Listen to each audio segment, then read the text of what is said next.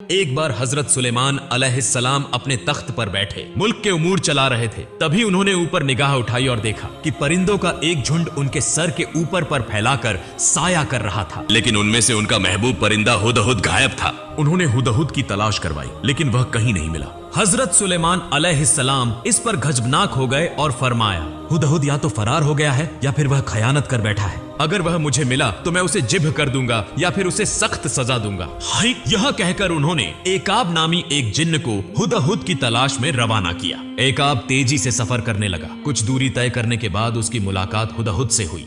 तब एकाब ने उसे हजरत सुलेमान अलैहिस्सलाम के गजब के बारे में बताया और कहा कि उसे उनकी तलाश में भेजा गया है। यह सुनकर हुदहुद बोला, मैं एक मुबारक खबर लेकर आया हूँ जिससे हजरत मुझसे बिल्कुल नाराज नहीं होंगे। एकाब ने पूछा, भाई वह खबर क्या है? हुदहुद बोला, वह खबर मैं हजरत सुलेमान अलैहिस्सलाम के सामने जाकर ही सुनाऊंगा। चलो हम वहीं चलते हैं। फिर दोनों हजरत सुलेमान अलैहिस्सलाम के दरबार में हाजिर हुए। हुदहुद हजरत सुलेमान अलैहिस्सलाम के सामने जाकर मुस्कुराया और अर्ज किया, या नबी अल्लाह, मैं आपके पास एक नई खुशखबरी लेकर आया हूँ। अगर आप इसे सुनेंगे तो यकीनन खुश हो जाएंगे। हजरत सुलेमान अलैहिस्सलाम हुदहुद की बात सुनकर गुस्से में नहीं आए, बल्कि उन्होंने इत्मीनान से हुदहुद से पूछा, तुम कौन सी खबर लाए हो? फौरन मुझे बताओ। तब हुदहुद ने कहा, या नबी अल्लाह, मैं थोड़े वक्त के लिए आपके तख्त से बाहर गया था। तभी मैंने देखा कि मेरा एक कबीली भाई परिंदा उड़ रहा था। मैंने उसे पुकारा तो वह मेरे पास आ गया। हमारे दरमियान पुराने ताल्लुकात की बातें हुई। फिर हमने एक दूसरे से पूछा कि हम कहाँ रहते हैं। जब उसने मुझसे पूछा कि मैं कहाँ रहता हूँ तो मैंने आपके मुकद्दस दरबार के बारे में बताया, लेकिन उसे आपके हुकूमत का कोई इल्म नहीं था। तब मैंने कहा, तुम ऐसी सल्तनत में रहते हो जहाँ हजरत सुलेमान अलैहिस्सलाम की हुकूमत की कोई खबर नहीं पहुँचती। तब उसने जवाब दिया, मैं एक ऐसी मल्लिका के मुल्क में रहता हूँ जो अत्यंत रूपवती, दयावती और आराम प्रिय है। उनके मुल्क में हर कोई शान और अमन के साथ जिंदगी बसर कर रहा है। उनका तख्त अजीम और बेहद खूबसूरत है, जो हीरे, जुमर्रद, मोती और दूसरे बेशकीमती जवाहरात से आरास्ता है। वह एक ऐसे शहर की मलिका है जहां हर दरवाजा और खिड़की सोने और चांदी से बनी है। तब मैंने उससे कहा, शायद हमारे शाहनशाह हजरत सुलेमान अलैहिस्सलाम को तुम्हारे मुल्क के बारे में कोई खबर नहीं है। अगर उन्हें इल्म होता तो यकीनन मल्लिका बिल्किस को उनके इख्तियार के ताबे आकर हुकूमत करनी पड़ती। तब मेरे कबीली भाई परिंदे ने कहा, चलो मेरे साथ, हमारी मल्लिका के शानदार और पुरकैफ मुल्क को एक बार देख आओ। उसका यह मशवरा सुनकर मैंने पहले जाने से इनकार कर दिया। तब मेरे दोस्त परिंदे ने कहा, सबाह की खूबसूरत औरतों में से एक सबाह की मल्लिका बिल्किस बेगम को एक बार देखाओ। वह कितनी हसीन, कितनी ताकतवर और कितनी काबिल है, यह देखे बिना तुम अंदाजा नहीं लगा पाओगे। मेरे अजीज रफीक के लबों से उसकी ऐसी तारीफ सुनकर मैं उसे देखने के लिए रवाना हो गया। तवील सफर के बाद मैं सबा सल्तनत की दारुल हुकूमत पहुंचा। वहां जाकर मैंने शाही महल की एक दीवार पर बैठकर नजारा किया। तब मैंने मल्लिका बिल्किस बेगम को देखा। वह बेहिसाब हुस्न की मालिक थी। वह कुंवारी थी और एक अजीम बेशकीमती तख्त पर जलवा अफरोज थी। उनका हुस्न देखकर मैं हैरत में डूब गया। फिर मैंने अल्लाह ताला से यह दुआ करना शुरू कर दिया कि शाहनशाह हजरत सुलेमान अलैहिस्सलाम उन्हें अपनी अहलिया बना ले। मैंने अर्ज किया, या शाहनशाह, अब मुझे मेरा इनाम अता करें। मैं ऐसा इनाम चाहता हूं जो मेरी नस्ल के लिए इज्जत व शराफत की अलामत बनकर रहे। हजरत सुलेमान अलैहिस्सलाम ने हुदहुद की बात सुनकर फरमाया, अगर जो तुम कह रहे हो वह हक है तो बेशक तुम्हें इसका इनाम मिलेगा, लेकिन इससे पहले मैं यह तस्दीक करूंगा कि तुम सच्चे हो या झूठे। अगर तुम अपनी खबर में सच्चे हो तो मैं अल्लाह रब्बुल इज्जत से दुआ करूंगा कि तुम्हारे सर पर एक यादगार ताज रखा जाए, लेकिन अगर तुम झूठे साबित हुए तो यकीनन मैं तुम्हें सजा दूंगा। तब हुदहुद बोला, या नबी अल्लाह, आपके सामने झूठ बोलने की हिम्मत मुझ में नहीं है। मैंने जो कुछ भी अर्ज किया है वह सब हकीकत है। हकीकत में यह वाकया इससे भी ज्यादा दिलचस्प और तफसीलात से भरा है, लेकिन मेरे छोटे से लबों से मल्लिका बिल्किस के हुस्न और उसकी अजीम सल्तनत का मुकम्मल बयान देना मुमकिन नहीं है। लेकिन या नबी अल्लाह, एक बात है जो अफसोसनाक है, और वह यह कि मल्लिका बिल्किस और उसकी पूरी रियाया आफ्ताब की इबादत करती है। यह देखकर मुझे बेइंतहा अफसोस हुआ। हजरत सुलेमान अलैहिस्सलाम ने हुदहुद की यह बात सुनकर पूछा, क्या तुमने उन्हें सूरज की इबादत करते हुए देखा है? हुदहुद बोला, जी हाँ, मैंने अपनी आंखों से देखा है। वे सब सूरज की इबादत कर रहे थे। या नबी अल्लाह, शैतान ने उन्हें गुमराह कर दिया है, जिसके सबब उन्होंने अल्लाह ताला के बताए हुए हक रास्ते को छोड़कर आफ्ताब की इबादत को अपना लिया है और वह हिदायत से बहुत दूर हो गए हैं। हजरत सुलेमान अलैहिस्सलाम ने हुदहुद की यह बात सुनकर फरमाया, या हुदहुद, मैं चाहता हूँ कि तुम्हें एक खुसूसी सफीर बनाकर अपना खत मल्लिका बिल्किस के पास भेजूं। तुम इसे खुद वहां पहुंचाओगे और मैं देखना चाहता हूं कि मल्लिका बिल्किस इस खत का क्या जवाब देती है। हुदहुद बोला, या नबी अल्लाह, तो मेहरबानी करके खत लिख दीजिए, मैं फौरन इसे मल्लिका बिल्किस तक पहुंचा दूंगा। तब हजरत सुलेमान अलैहिस्सलाम ने खत तहरीर करना शुरू किया। उन्होंने खत इस तरह लिखा,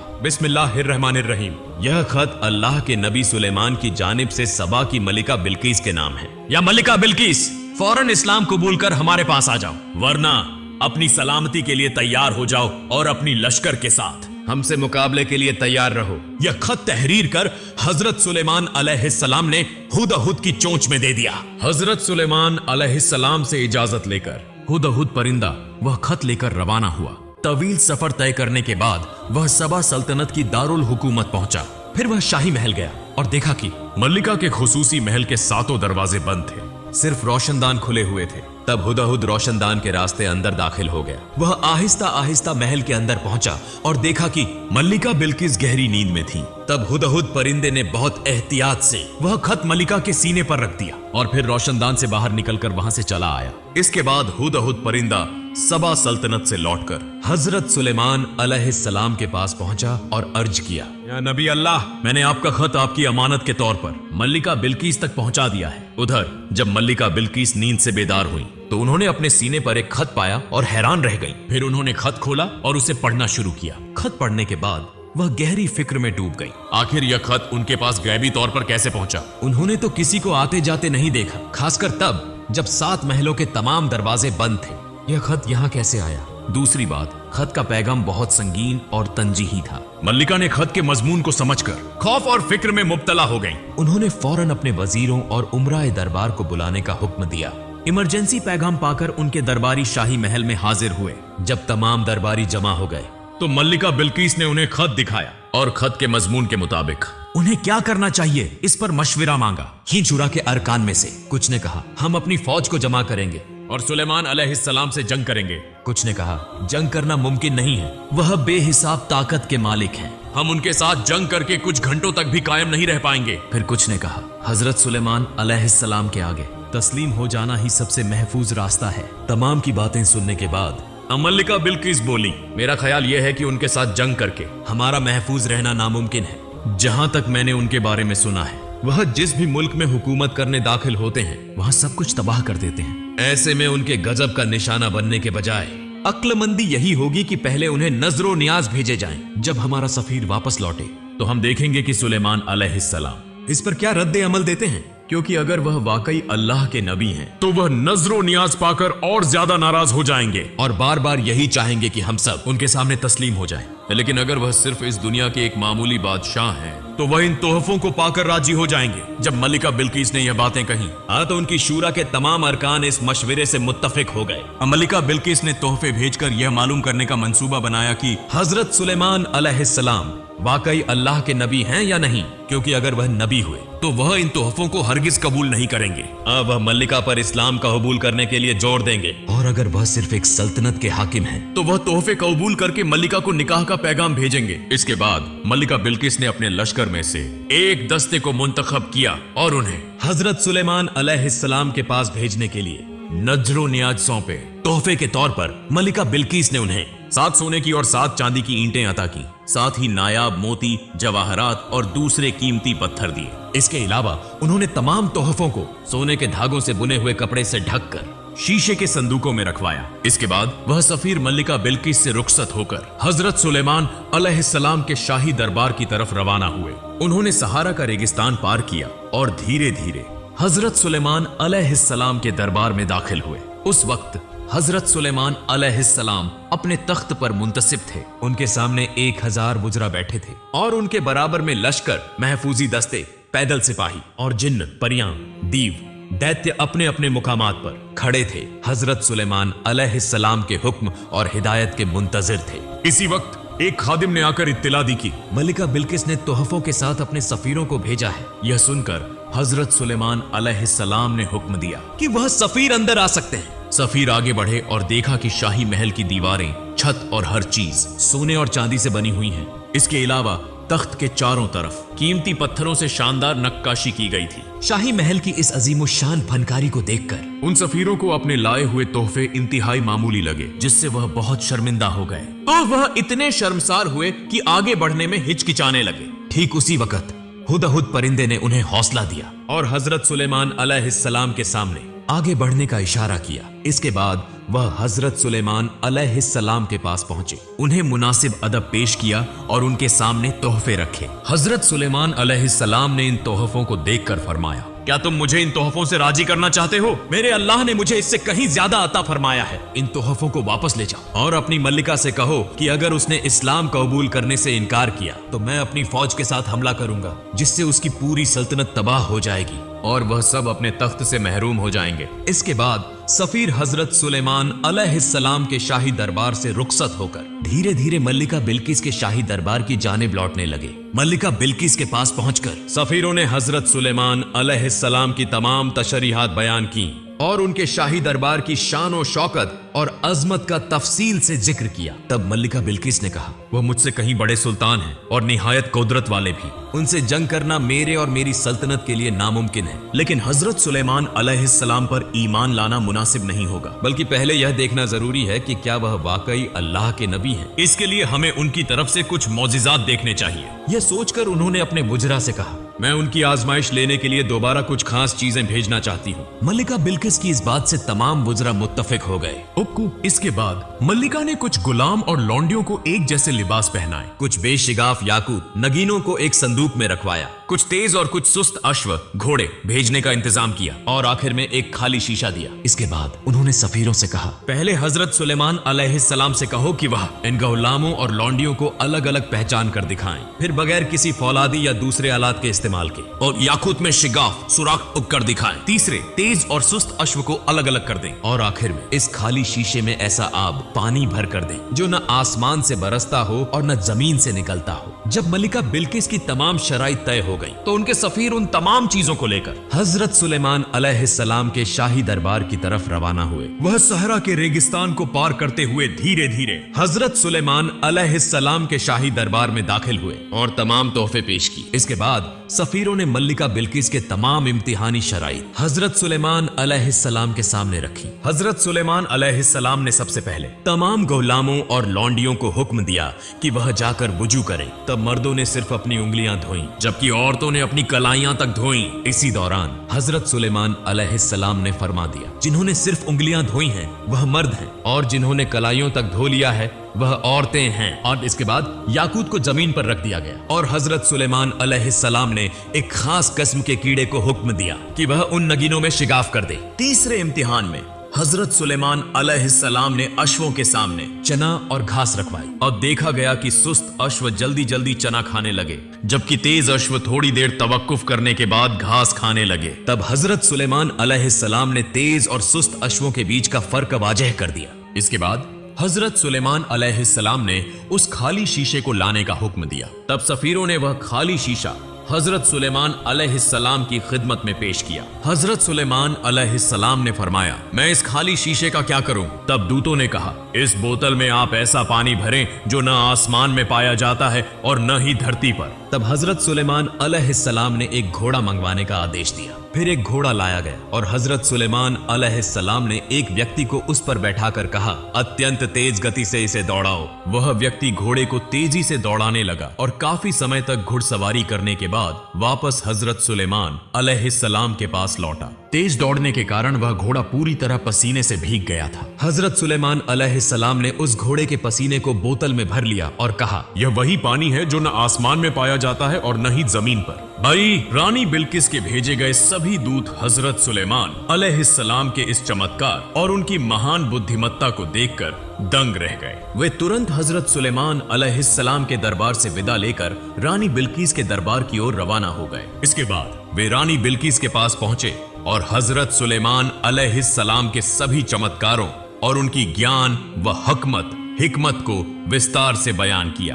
दूतों से हजरत सुलेमान अलैहिस्सलाम के ज्ञान, हिकमत और चमत्कारों के बारे में सुनकर रानी बिल्किस तुरंत कह उठी, निश्चय ही मैं हजरत सुलेमान अलैहिस्सलाम के दरबार में जाऊंगी और उनके हाथ में हाथ देकर इस्लाम स्वीकार कर लूंगी। इसके बाद रानी बिल्किस धीरे धीरे अपनी यात्रा की तैयारी करने लगी। सबसे पहले उन्होंने अपने दरबार के मंत्रियों को आदेश दिया कि उनका सिंहासन 7 महलों के अंदर रखा जाए और सभी दरवाजे बंद कर दिए जाएं। रानी बिल्किस के हुक्म का पालन करते हुए उनके सेवकों ने सिंहासन को 7 महलों के अंदर रख दिया और 7 दरवाजों को ताले से बंद कर दिया। इसके बाद रानी बिल्किस हजरत सुलेमान अलैहिस्सलाम के दरबार की ओर यात्रा पर निकली। उनके साथ 100 दास दासियां और असंख्य सैनिक थे। उन्होंने सहारा रेगिस्तान पार करना शुरू कर दिया और हजरत सुलेमान अलैहिस्सलाम के राज्य की ओर बढ़ने लगी। उधर हवा ने तुरंत हजरत सुलेमान अलैहिस्सलाम को रानी बिल्किस के रवाना होने की सूचना दे दी। तब हजरत सुलेमान अलैहिस्सलाम ने अपने दरबार को और अधिक भव्य बनाने का आदेश दिया। उनके आदेश पर उनके दरबार में मौजूद सभी जिन्नों ने राजमहल को और अधिक सुंदर और सुसज्जित बना दिया। इससे पहले हजरत सुलेमान अलैहिस्सलाम के दरबार में कुछ जिन्न यह सूचना दे चुके थे कि रानी बिल्किस कोई साधारण मनुष्य नहीं बल्कि चीन जाति की एक प्रा आगे जा रही। दूतों से हजरत सुलेमान अलैहिस्सलाम के ज्ञान, हिकमत और चमत्कारों के बारे में सुनकर रानी बिल्किस तुरंत कह उठी, निश्चय ही मैं हजरत सुलेमान अलैहिस्सलाम के दरबार में जाऊंगी और उनके हाथ में हाथ देकर इस्लाम स्वीकार कर लूंगी। इसके बाद रानी बिल्किस धीरे धीरे अपनी यात्रा की तैयारी करने लगी। सबसे पहले उन्होंने अपने दरबार के मंत्रियों को आदेश दिया कि उनका सिंहासन 7 महलों के अंदर रखा जाए और सभी दरवाजे बंद कर दिए जाएं। रानी बिल्किस के हुक्म का पालन करते हुए उनके सेवकों ने सिंहासन को 7 महलों के अंदर रख दिया और 7 दरवाजों को ताले से बंद कर दिया। इसके बाद रानी बिल्किस हजरत सुलेमान अलैहिस्सलाम के दरबार की ओर यात्रा पर निकली। उनके साथ 100 दास दासियां और असंख्य सैनिक थे। उन्होंने सहारा रेगिस्तान पार करना शुरू कर दिया और हजरत सुलेमान अलैहिस्सलाम के राज्य की ओर बढ़ने लगी। उधर पवन हवा ने तुरंत हजरत सुलेमान अलैहिस्सलाम को रानी बिल्किस के रवाना होने की सूचना दे दी। तब हजरत सुलेमान अलैहिस्सलाम ने अपने दरबार को और अधिक भव्य बनाने का आदेश दिया। उनके आदेश पर उनके दरबार में मौजूद सभी जिन्नों ने राजमहल को और अधिक सुंदर और सुसज्जित बना दिया। इससे पहले हजरत सुलेमान अलैहिस्सलाम के दरबार में कुछ जिन्न यह सूचना दे चुके थे कि रानी बिल्किस कोई साधारण मनुष्य नहीं बल्कि जिन्न जाति की एक प्राणी है। उसके पैरों की एड़ियों से ऊपर तक घना बाल था और यही रानी के जिन्न होने का सबसे बड़ा प्रमाण था। इसके अलावा वह हवा जैसी हल्की थी और उसकी बुद्धिमत्ता भी बहुत कम थी। इन बातों की सूचना जिन्नों ने हजरत सुलेमान अलैहिस्सलाम को दी। हजरत सुलेमान अलैहिस्सलाम ने इन दोनों बातों की जांच करने के लिए अपने सिंहासन के सामने एक खुली नहर बनवाई जिसमें हमेशा पानी बहता रहता था। उन्होंने उस बहती हुई नहर के ऊपर एक विशाल पारदर्शी कांच दर्पण रख दिया जो आम दृष्टि से दिखाई नहीं देता था बल्कि केवल बहता हुआ पानी ही दिखता था। हजरत सुलेमान अलैहिस्सलाम ने इसी पारदर्शी कांच के ऊपर से रानी बिल्किस को लाने की व्यवस्था की। रानी बिल्किस के आगमन को लेकर हजरत सुलेमान अलैहिस्सलाम के दरबार में एक और समस्या उत्पन्न हो गई। रानी बिल्किस एक राज्य की शासक थी और जब वह हजरत सुलेमान अलैहिस्सलाम के दरबार में आएंगी तो उनके लिए एक सम्मानजनक सिंहासन की आवश्यकता होगी। लेकिन हजरत सुलेमान अलैहिस्सलाम के दरबार में उनके अपने सिंहासन के अलावा कोई और सिंहासन मौजूद नहीं था, इसलिए यह सभी के लिए चिंता का विषय बन गया। तब हजरत सुलेमान अलैहिस्सलाम ने कहा, हे जिन्न जाति, तुम में से कौन ऐसा है जो रानी बिल्किस का सिंहासन मेरे पास ला सकता है? हजरत सुलेमान अलैहिस्सलाम के आदेश पर जिन्न हाजिर हुए और बोले, हुजूर, आपके हुक्म से हम कुछ घंटों के भीतर रानी बिल्किस का सिंहासन यहाँ प्रस्तुत कर देंगे। हजरत सुलेमान अलैहिस्सलाम ने कहा, इतना समय देना संभव नहीं है क्योंकि रानी बिल्किस हमसे पहले यहाँ पहुँच सकती है। हजरत सुलेमान अलैहिस्सलाम की यह बात सुनकर इफरीत नामक एक शक्तिशाली जिन्न आगे आया और बोला,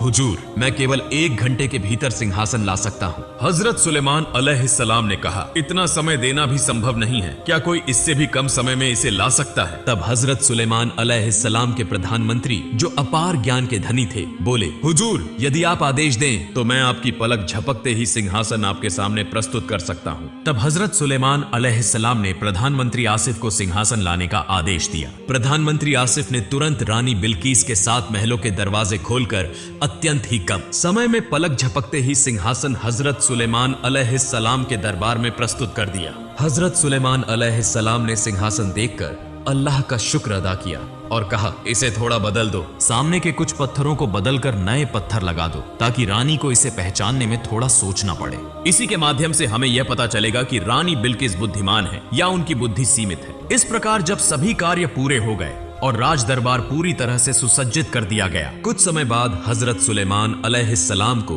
रानी बिल्किस के आगमन का संदेश प्राप्त हुआ। हजरत सुलेमान अलैहिस्सलाम ने आदेश दिया कि रानी बिल्किस को राजमहल में लाया जाए और वे नगर की ओर देखने लगे। रानी बिल्किस जब नहर के पास पहुंची तो उन्होंने अपने वस्त्र का किनारा थोड़ा ऊपर उठाया और आगे बढ़ने लगी। इसके बाद उन्होंने एक सिक्का नहर में फेंका। सिक्का कांच की सतह पर गिरकर एक ओर खटकते हुए चला गया। तब रानी बिल्किस ने अपने उठाए हुए वस्त्र को छोड़ दिया और आगे बढ़ी। जब रानी ने वस्त्र उठाया तब हजरत सुलेमान अलैहिस्सलाम ने उनके पैरों की ओर देखा और पाया कि उनके पैरों पर कहीं भी बाल नहीं थे। हजरत सुलेमान अलैहिस्सलाम ने रानी बिल्किस की बुद्धिमत्ता देखकर समझ लिया कि जिन्नों ने उन पर झूठा आरोप लगाया था, इसलिए उनका विश्वास और आकर्षण रानी बिल्किस के प्रति और अधिक बढ़ गया। रानी बिल्किस जब हजरत सुलेमान अलैहिस्सलाम के सामने पहुंची तो उन्होंने सलाम किया और इस्लाम स्वीकार करने की इच्छा प्रकट की। हजरत सुलेमान अलैहिस्सलाम ने बिना विलंब किए उन्हें तौबा और कलिमा पढ़वाया। इसके बाद रानी बिल्किस ने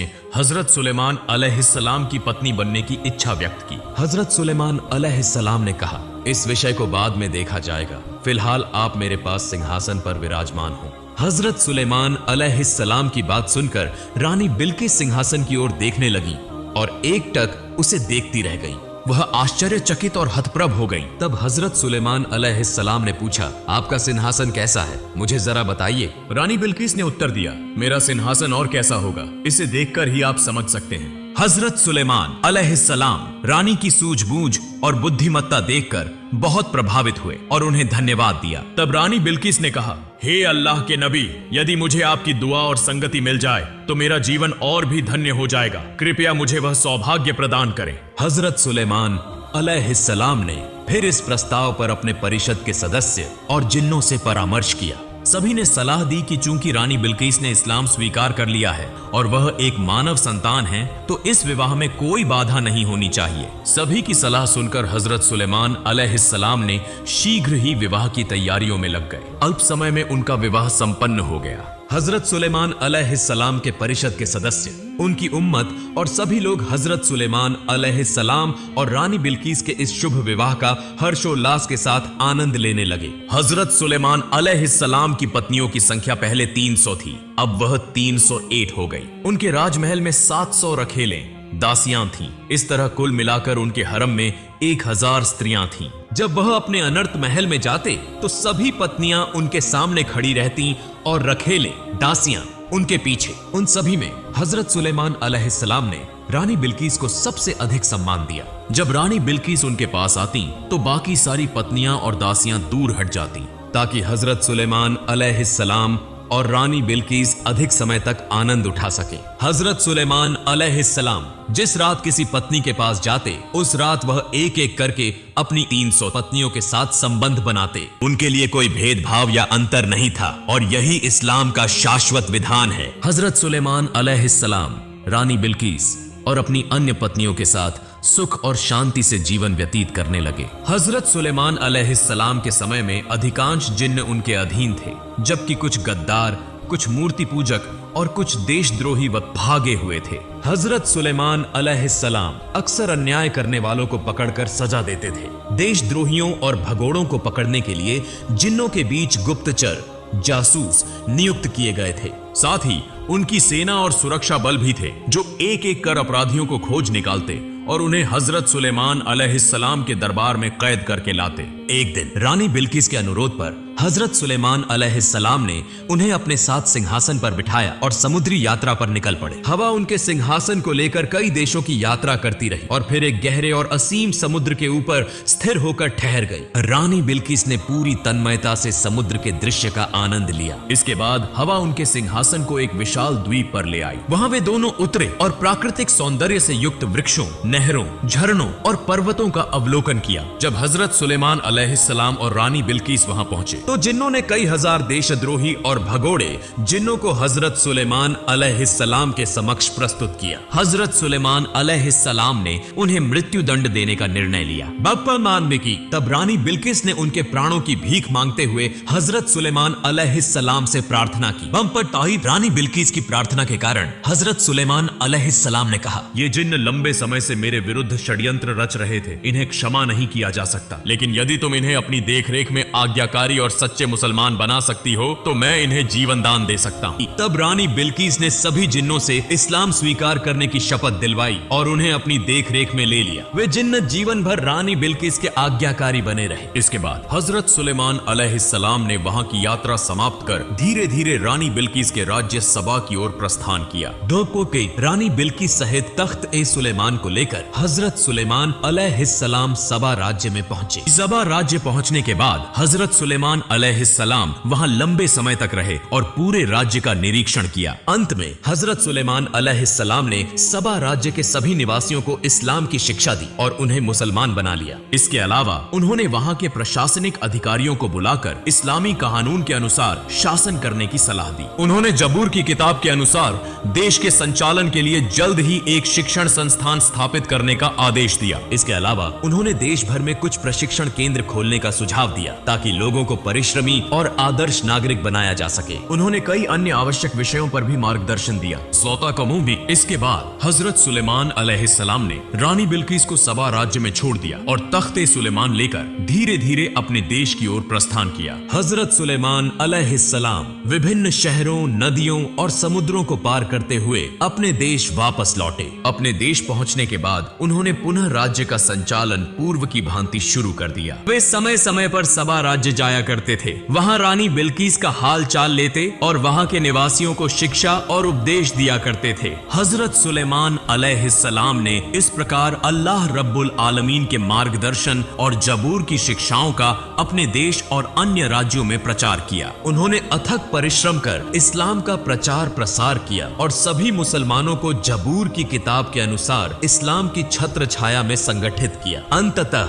अल्लाह के नबी हजरत सुलेमान अलैहिस्सलाम ने अल्लाह पाक रब्बुल आलमीन के बुलावे को स्वीकार किया और इस दुनिया से विदा हो गए। प्रिय भाइयों और बहनों, आज की इस वीडियो को यहीं समाप्त करते हैं। आपको आज की वीडियो कैसी लगी कृपया कमेंट बॉक्स में जरूर बताइए। अगर वीडियो पसंद आई हो तो इसे शेयर करना न भूलें। फिर मिलेंगे किसी और वीडियो में। तब तक के लिए सब खुश रहें, स्वस्थ रहें। अल्लाह हाफिज।